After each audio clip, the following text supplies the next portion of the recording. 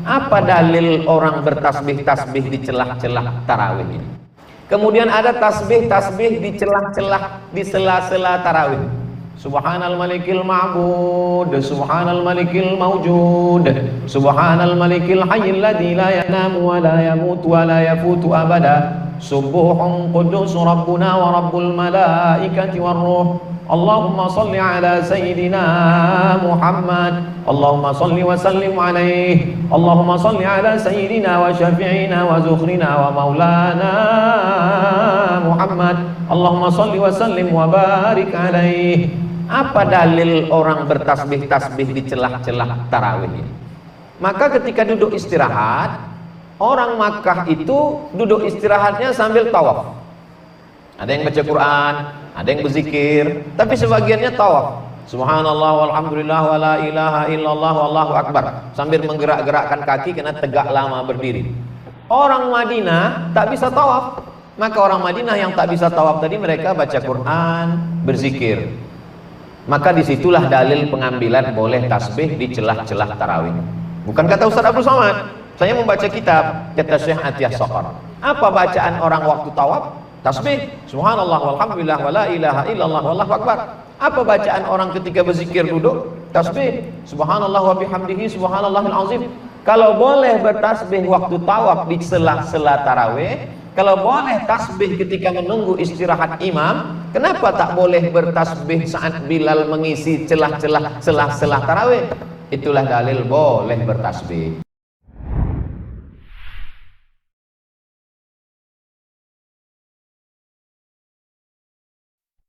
Bismillah wassalatu wassalamu ala rasulillah. Ini masalah salawatan setiap 2 rakaat. Dan bacaannya di mana-mana berbeda. Kalau di kampung saya dulu subhanal malikil quddus, subhanal malikil quddus. Kalau di kampung sebelah lagi subhanal malikil ma'bud, subhanal malikil mawjud, subhanal dan seterusnya. Ini setiap amal kaum muslimin dan muslimat. Karena ini kan akan kita persembahkan kepada Allah Subhanahu wa taala. Dan kita ingin mendapatkan daripadanya pahala. Jelas? Ingin mendapatkan pahala. Nah, syarat diterimanya amal itu, 1, mesti ikhlas karena Allah. Yang kedua, mesti berdasarkan dalil yang datang dari Allah dan Rasul sallallahu alaihi wasallam. Lalu kita katakan, sebagian mengatakan, daripada diam-diam aja lebih baik berselawat.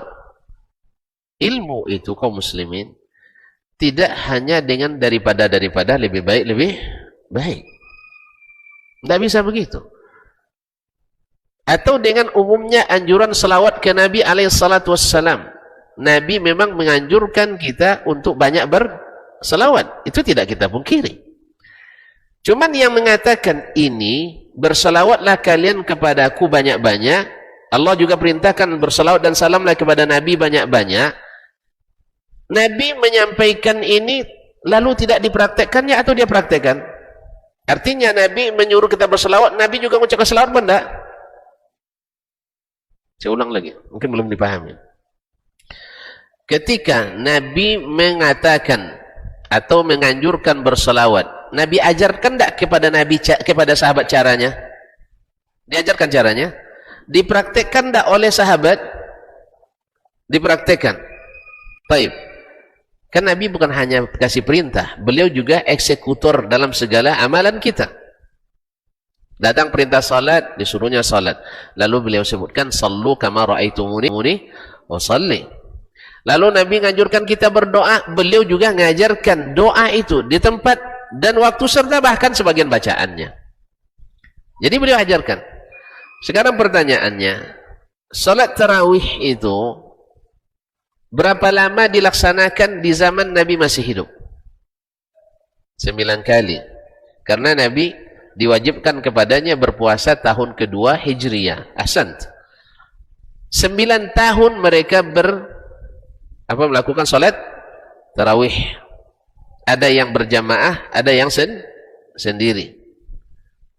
Ada jemaah, ada sendiri. Nabi pernah tidak memimpin jemaah tarawih? Pernah, 3 malam. Ada riwayat 5 malam. Nah, Nabi contohkan tidak bagaimana melaksanakan salat tarawih? Ya, dia contohkan.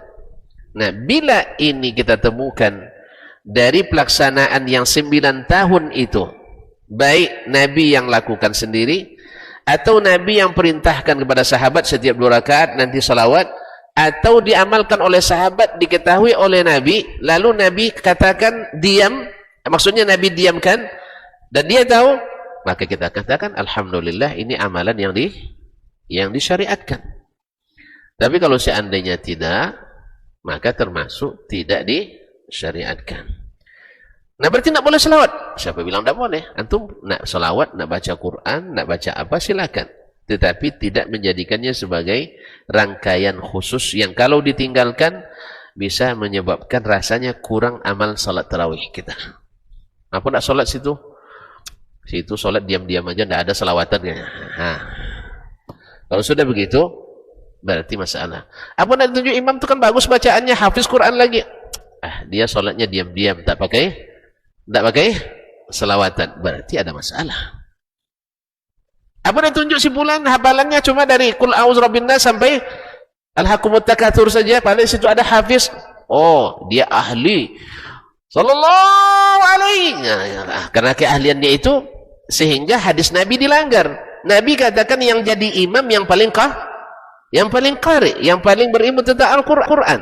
Setelah itu yang paling berilmu tentang sunnah. Setelah itu yang paling berilmu tentang fikih. Setelah itu baru yang berilmu yang mana yang lebih duluan masuk Islam. Setelah itu baru yang terakhir mana yang lebih tua.